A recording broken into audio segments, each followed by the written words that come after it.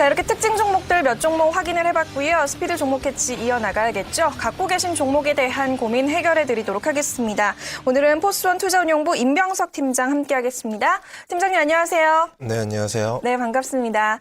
자, 먼저 신한금융투자 S캐치 홈페이지에 올라온 종목부터 좀 확인을 해볼게요. S캐치 종목을 보니까 이분은 기아차를 매수하셨다고 하고요. 매수 단가는 73,000원에 비중은 15%. 8개월째 보유 중이라고 합니다. 투자 기상도를 보니까 해와 구름이 같이 보이시죠? 결정을 유보했는데 임병석 팀장은 어떤 전망 내놓을지 한번 여쭤볼게요. 팀장님, 이 종목 어떻게 대응을 하는 게 좋을까요? 네, 일단 기아차에 대해서는 일단 보유 의견을 좀 드릴까 합니다. 일단 지난 금년 엔화 약세 대비 과도한 주가 하락 분석에 좀 주가 반등하는 모습을 보여줬고, 최근에 이제 주가를 한번 보시면 1월 달에 1차 조정을 거쳐서 2월 달 2차 조정 후 10% 정도 상승하는 모습을 보여줬지만 다시 3월 들어 다시 하락하는 모습을 보여줬습니다.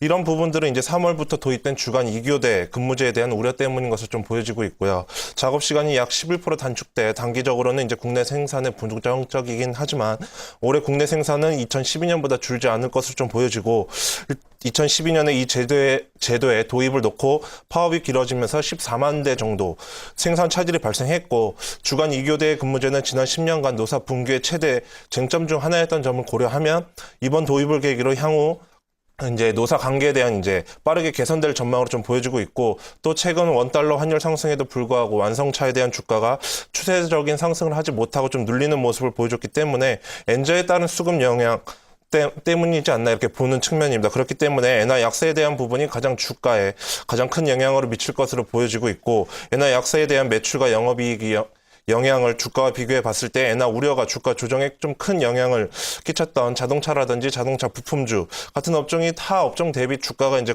주가의 조정이 좀 과도하지 않았나 이렇게 보여지고 있기 때문에 지금 현재 부근에서는 이제 기술적 반등도 충분히 나올 수 있는 자리다.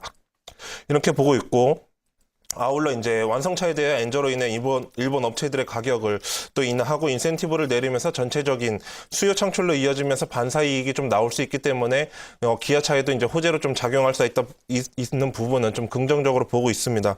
그런 측면에서 이제 밸류에이션 상으로 좀 바닥권에 이제 근접하지 않았나 이렇게 보고 있고 이런 점들이 주가에 이제 추가적인 하방을 좀 제지한다.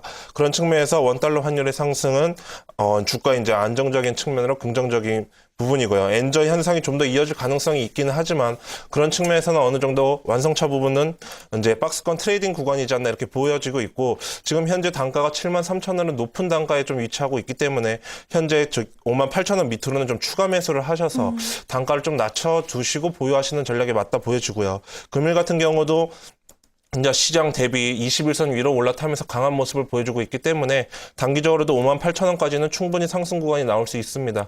그런 측면에서는 단가를 좀 낮춰서 보유하자. 그런 측면에서 이제 목표가를 7만 원으로 좀 제시해 드리고 손절가는 의미 없기는 하지만 한 4만 원으로 좀 제시해 드리겠습니다.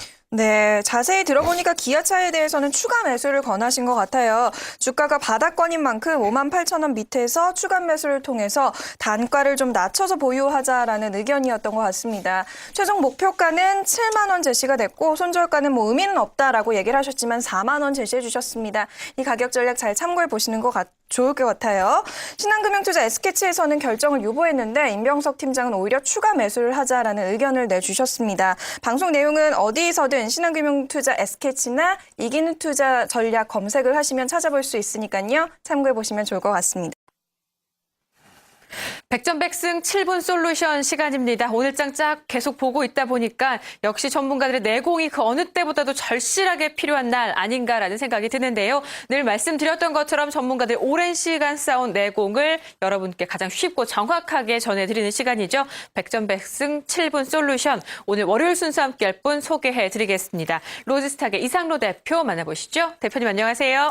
네, 반갑습니다. 네, 반갑습니다.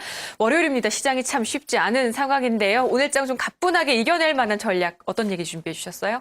네, 일단 뭐 갤럭시 S4가 공개가 됐습니다. 하지만 뭐 지금 시장의 분위기상은 어느 정도 선반영이 됐던 그런 모습이 좀 강하다고 말씀을 드릴 수가 있겠고요. 거기에 대해서 지수 같은 경우에는 지금 1980선을 지켜주지 못하고 1970선까지 내려갔다 다시 한 번 더 좀 올라오는 모습인데, 결론적으로 한 가지 말씀드릴게요, 그냥. 쫄지 마십시오. 쫄지 마시고 공포를 극복해야지만, 그리고 두려움을 이겨내야지만 우리는 주식시장에 대해서 수익을 거둘 수가 있습니다. 호락호락하지 않습니다. 대신에 강한 자기만의 투자 법칙이 있다면 꼭 다시 수익을 낼 수 있을 거니까요. 시청자 여러분들이 조금 더 집중을 하시고 눈을 조금 더 크게 뜨시고 보시면 꼭 해답이 나올 거라고 말씀을 드리겠습니다. 네, 바짝 그거 하지 말고 긴장하지 말고 일단은 딱 그 안에서 해답을 찾아주신다고 말씀하셨으니까 오늘장 주제 더욱 기대됩니다. 그러면은 갤럭시 얘기해 주시는 건가요? 주제 풀어주시죠. 네, 맞습니다. 갤럭시 S4가 공개가 됐습니다. 3월 15일 날 공개가 됐고요. 뭐 시장의 분위기는 상당히 냉랭하죠. 그러게요. 그만큼 뭐 혁신보다는 업그레이드라는 측면이 좀 강하지 않나, 그렇게 말씀을 드릴 수가 있겠고, 뭐 북미 지역 같은 경우에도 애플의 눈치 보기인가 이런 생각이 좀 들 정도로 그런 모습이 나타나고 있는데, 일단 갤럭시 S4에 대해서 스펙에 대해서 우리가 조금 보실 필요가 있을 것 같은데요. 네. 스펙 같은 경우에 한번 보시면 일단은 뭐 프로세서 같은 경우, 그리고 램 같은 경우에는 어려워요. 기존에 있던 부분이었고요. 뭐 프로세서에 대해서 잠시만 뭐 설명을 드린다면요. 옥타코어라고 말을 많이 하는데요. 옥타코어, 그리고 쿼드코어, 듀얼코어가 있겠죠. 그래서 뭐 두뇌가 2개, 4개, 8개. 그만큼 두뇌가 올라갈수록 프로그램은 좀 더 빨라질 수밖에 없습니다. 다만 이제 발열이라든지 아니면 전력 공급에 의해서 그런 부분이 뭐 타격이 조금 있을 수가 있겠고, 갤럭시 S4의 대부분의 모습을 보시면 뭐 시장의 예상치와 비슷한 결과치가 나타났기 때문에 시장은 그렇게 크게 반응하지 않는 모습이 아닌가, 그렇게 말씀을 드릴 수가 있겠고요. 갤럭시 S3가 발표가 되고 난 다음에 지금까지 3천만 대 정도 팔렸다고 네. 하더라고요. 생각보다 좀 적게 팔렸던 수치입니다. 네. 지금 갤럭시 S4 같은 경우에도 뭐 삼성전자 같은 경우에는 목표량 같은 경우에 원래 뭐 1억 대 정도를 출하를 할 것이다, 이런 전망치를 많이 내놓았었지만 지금은 많이 하회가 됐죠. 그래서 6,500만 대 그렇죠. 정도를 이제 안정권으로 보겠다, 그런 결과치가 좀 나타났고요. 우리가 그러면 여기서 우리가 갤럭시 S4가 발표가 됐는데 왜 이렇게 주가는 떨어질까? 경험치적으로 한번 생각을 해보자고요. 그래서 삼성전자 차트를 한번 같이 보시면서 네. 추가적인 말씀을 좀 드리면요. 기억을 한번 더듬어 봅시다. 기억을 더듬어 보시면 2012년 5월 3일 날 갤럭시 S3가 발표가 됐습니다. 갤럭시 S3가 발표가 됐던 그 지점인데요. 그 지점을 어느 정도 단기 고점으로 해서 주가는 2개월여 동안 다시 한 번 더 조정의 모습을 보이는 결과치가 나타났고, 다만 중요하게 보셔야 되는 거는 지지가 나타나고 난 다음에 이때는 시장의 분위기를 한 번 더 파악할 수 있다는 거죠. 시장에서 갤럭시 S3가 팔리고 있는지 아니면 지금의 분위기가 어떤지를 확실하게 파악을 했을 때 다시 한 번 더 주가는 올라가는 그런 결과치가 나타났습니다. 마찬가지입니다. 삼성전자 지금 상당히 많이 빠지는 결과치, 그리고 오늘도 약간 약보의 모습 나타내고 있는데, 일단 갤럭시 S4에 대한 기대감에 올랐던 증시는 다시 한 번 더 어느 정도는 조정이 올 수밖에 없고요. 여기에서 우리가 중요하게 생각을 해야 되는 점이 딱 한 개가 있겠죠. 그러면 언제가 지지점으로 활용이 될까? 그 부분인데요. 계속적으로 말씀을 드렸겠지만 제가 뭐 스마트폰에 대한 점유율은 여기까지다. 그리고 뭐 여기에서는 태블릿 PC에 대한 점유율이다, 이런 말씀을 첫 번째 시간부터 말씀 많이 드렸었는데, 지금 140만 원 밑에 그리고 135만 원대는 신의 영역이지 않겠나, 저는 그렇게 조심스럽게 말씀을 좀 드리겠고요.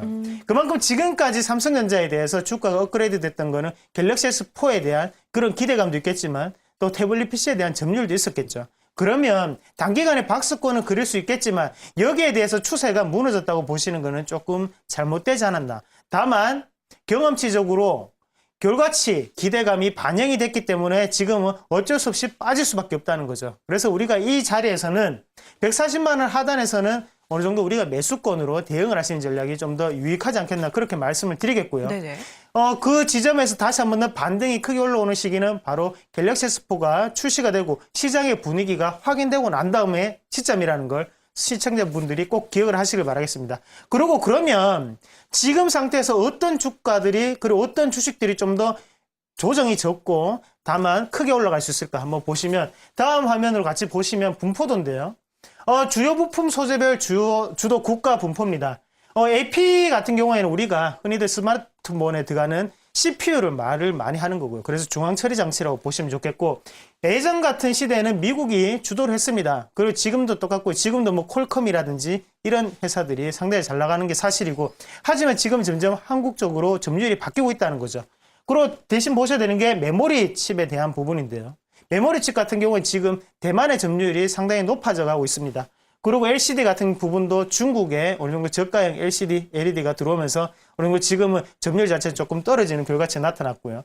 전체적으로 한번 보신다면 밑에 소재부 분야를 한번 같이 보시는 게 좋겠는데, 이 분야 같은 경우 조금 조심을 해야겠죠. 왜 그런 말씀을 드리냐면 일본이 먼저 주도권을 가지고 있었습니다. 네. 그러고 난 다음에 우리나라가 진출했고요.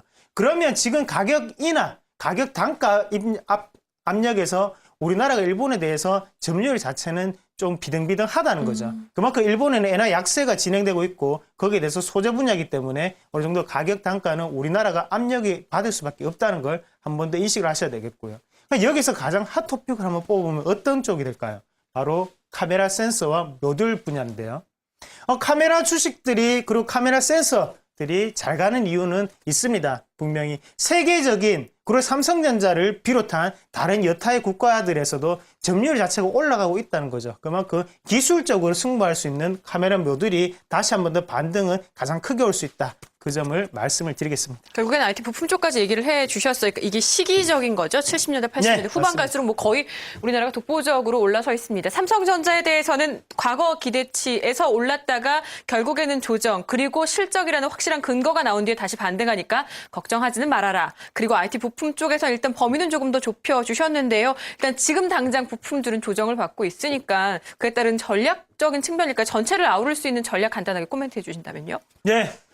전체적으로 시장의 분위기를 보신다면요, 우리나라가 가장 점유율이 큰 것은 바로 2차 전지와 그리고 카메라 센서 분야입니다. 그럼 이 두 분야를 봤을 때 조정이 가장 적게 나타날 확률이 상당히 높고요. 이 분야에 대해서 반등이 가장 먼저 올 수가 있습니다. 그 반등을 포인트를 우리가 매수권으로 한번 가담을 해보시는 건 어떨까라고 말씀을 좀 드리겠고, 지금 어차피 기대감이 올랐던 장세이기 때문에 다시 한 번 더 빠지는데, 거기에 대해서 한 달 그리고 두 달 정도는 조정이 올 수밖에 없으니까, 지금 만약에 보유를 하고 계신 분들은 한 번쯤 이익 실현에 나서도 괜찮은 방법이지 않나, 그렇게 말씀을 드릴게요. 결국은 수익 실현 쪽에 의견을 조금 더 주신 것 같네요. 알겠습니다. 부품주 옥석 가리기까지 함께 된 것 같습니다. 말씀 여기까지 듣겠습니다. 대표님 말씀 잘 들었습니다. 네, 고맙습니다.